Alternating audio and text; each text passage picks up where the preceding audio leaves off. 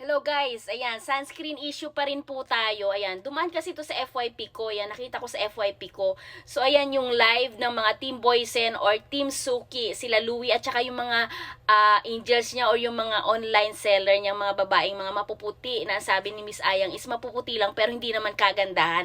May kasama pa silang lalaki na talaga namang habang binubuli nila si wear sunscreen ay talaga nakakapag-init ng ulo at nakakapagpadilim ng paningin yung mga reaction nila, yung mga facial expression nila at yung mga sinasabi nila kay wear sunscreen, yung pambubuli nila na naka-live naman sila. Where in fact, naka-live talaga sila pero wala silang pasintabi, wala silang pakialam kung paano nila bulihin yung tao. Andyan yung sinabihan nila na uminom si wear sunscreen ng pill hormone dahil babaihan daw ito. Sinabihan pa nila ito na bayaran daw dahil meron naman daw palang pinopromote na ibang product si wear sunscreen at sinisiraan lang daw yung sunscreen nila dahil sila daw ang top 1. So ayan, grabe talaga ang panglalait, pagdi-discriminate. Below the belt na talaga yung sinabi nila kay wear sunscreen. Super below the belt na yung mga sinasabi nila, panlalait nila kay wear sunscreen. Sinabi pa nung isa niyang online seller na babae na bigyan na lang daw ng pera si wear sunscreen dahil baka yun daw makakapagpatigil sa pagpaninira ni wear sunscreen sa product nila. So ayun, gaano ba sila kasigurado na ganun talaga, ganun ang intention ni wear sunscreen? Ang tao naman nag-honest review lang naman sa product niya. Hindi niya matanggap na talaga namang hindi lahat ng tao ay magugustuhan ang product nila. So, porke ba top 1 siya, kaya lang naman siya nagtatop 1 dahil ang dami niya mga pa-ek-ek, ang dami niya strategy, mga pa-iPhone, tapos grabing bigay-bigay niyang freebies. So, kaya naman maraming bumili. Pero yun nga, ngayon naglabasan na talaga namang hindi naman effective yung product niya. So, ayan na nga, balik po tayo sa pambubuli ng kay wear sunscreen.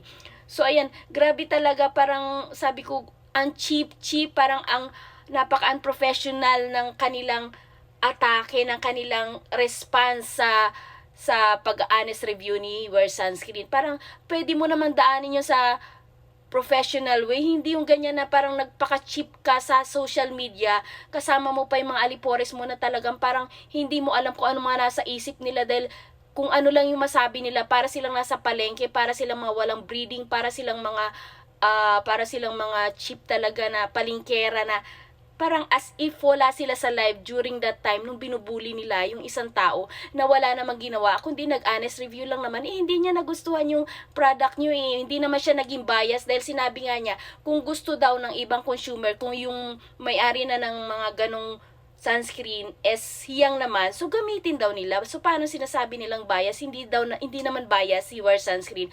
Tsaka totoo lang naman yung sinabi niya. Yun ang na-experience niya, yun ang nakita niya sa product niyo. Kahit ako din, meron ako, nabudol din ako. Pero totoo naman yung sinabi ni wear sunscreen. Honest review lang po talaga ang ginawa niya. So, para sa mga CEO, dapat tanggapin yun bilang positive criticism. It's a way na ma-improve mo yung product mo. Tingnan mo kung saan mali, kung ano yung hindi dapat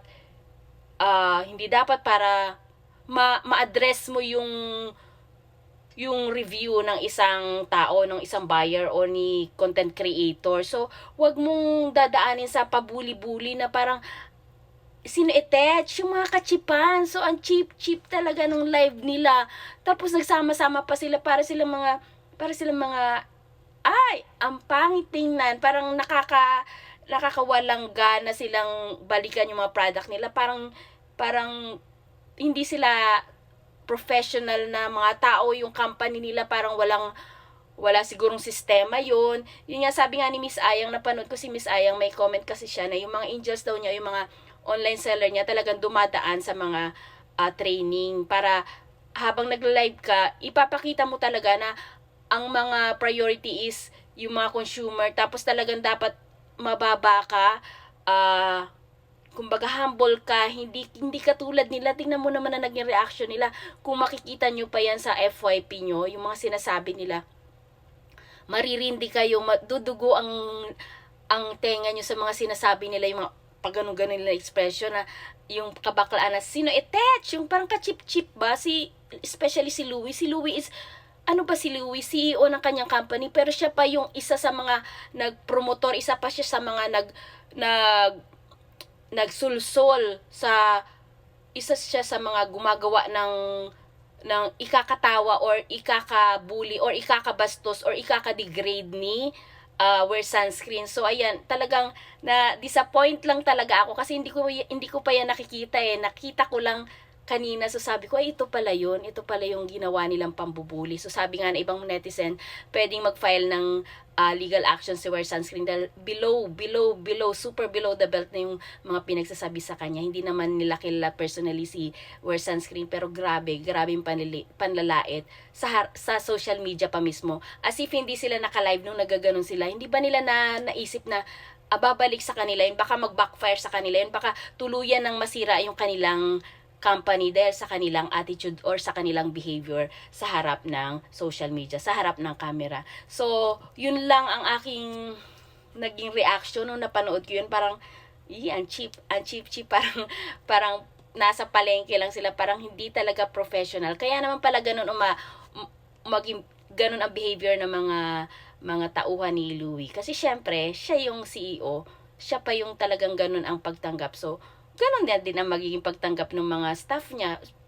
Susunod sila sa leader nila. Kasi ganun ang pagtanggap ni Louie na CEO eh. So ganun din, mas naging aggressive pa yung mga tauhan niya sa pambubuli kay wear sunscreen. So ayan, sa mga CEO dapat kung may ganyan mga honest review, dahil ilagay na lang nyo sa isip nyo na talagang hindi naman lahat ng tao magugustuhan yung product nyo. So, may makikita at may masasalubong kayo, may mai-encounter kayo na talaga namang mag-honest review sa mga product nyo. So, dapat open kayo sa ganyan bilang professional, hindi yung ganyan na huwag nyo gagayahin yung CEO ng Boysen, ha?